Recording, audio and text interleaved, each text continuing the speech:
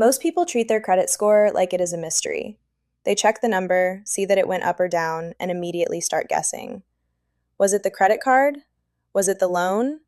Was it that one time I looked at a store card offer? Did the bank just wake up and choose violence? But here's the good news. Your FICO score is not random. It is a formula. And once you understand the formula, credit starts to feel a lot less scary.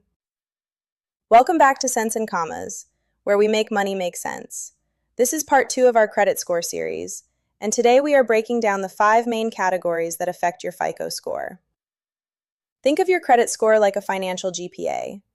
In school, not every assignment counted the same. A final exam might be worth 30% of your grade. Homework might be worth 10%. Class participation might help, but it probably was not going to save you if you failed every test. Credit works the same way. There are 5 major categories that go into your FICO score, and some matter way more than others. The biggest category is payment history. Payment history makes up about 35% of your FICO score, which means it is the largest piece of the pie. This is basically asking one question: do you pay your bills on time? Lenders care about this because they want to know if you have a pattern of paying back what you owe. If you pay on time consistently, that helps your score. If you miss payments, especially if they become 30 days late or more, that can hurt your score. This is why I say the minimum payment matters. Of course, paying your full balance is better if you can, but if you cannot pay the full balance, paying at least the minimum on time protects your payment history. Do not let embarrassment make you miss the payment completely. Pay what you can by the due date, and then make a plan for the rest. One practical tip is to set up autopay for at least the minimum payment. That way, even if life gets busy, you have a backup system protecting you. The second biggest category is amounts owed, and this makes up about 30% of your score. This is where credit utilization comes in. Credit utilization means how much of your available credit you are using. Let's say you have a credit card with a $1,000 limit. If your balance is $500, you are using 50% of your available credit. If your balance is $900, you are using 90%. To the scoring model, high utilization can look risky because it may seem like you are relying heavily on credit. This is where people get confused because they might say, "But I pay my card on time every month." And that is great. But your score may still react to the balance that gets reported. Your credit card company usually reports your balance to the credit bureaus around a certain point in your billing cycle. That may happen before your due date.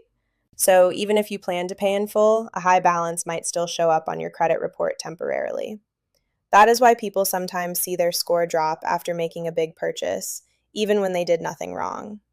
A common goal is to keep utilization under 30%, and lower can be even better. So if your credit limit is $1,000, try not to let more than $300 report if you are focused on your score. If you are preparing for a major application, like a mortgage or car loan, you may want to pay the balance down before the statement closes. The third category is length of credit history, which makes up about 15%. This is about how long your credit accounts have been open.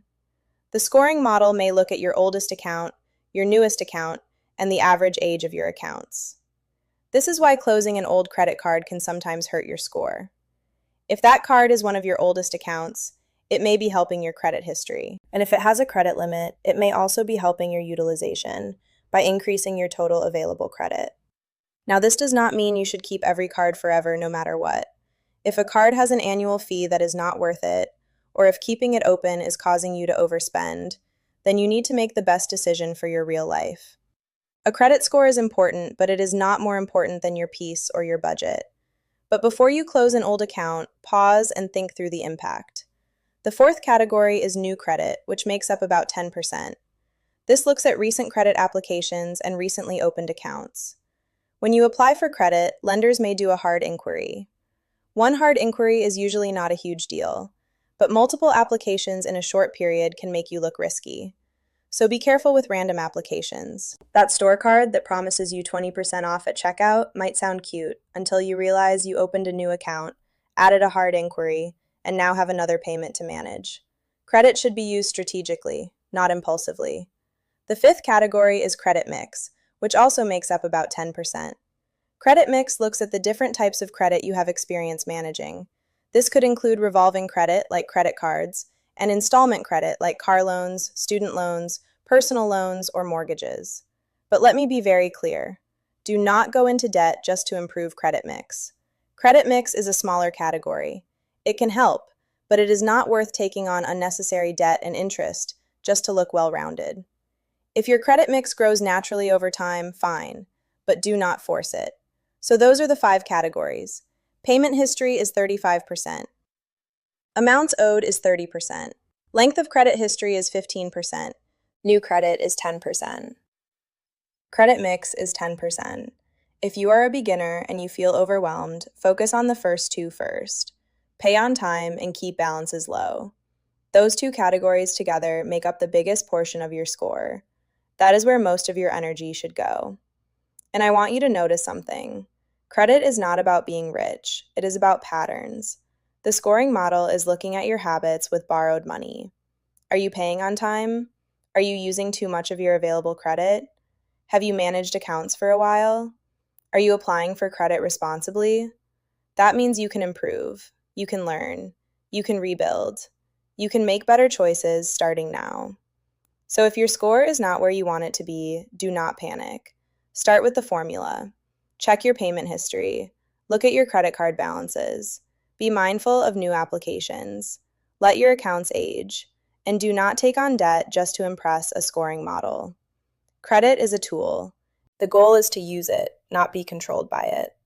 In the next video, we are going to talk about how to actually start improving your credit score step by step. We are going from information to action. If this breakdown helped you, like this video, subscribe to Cents and Commas. I will see you in the next video, and until then, keep building your cents and your commas.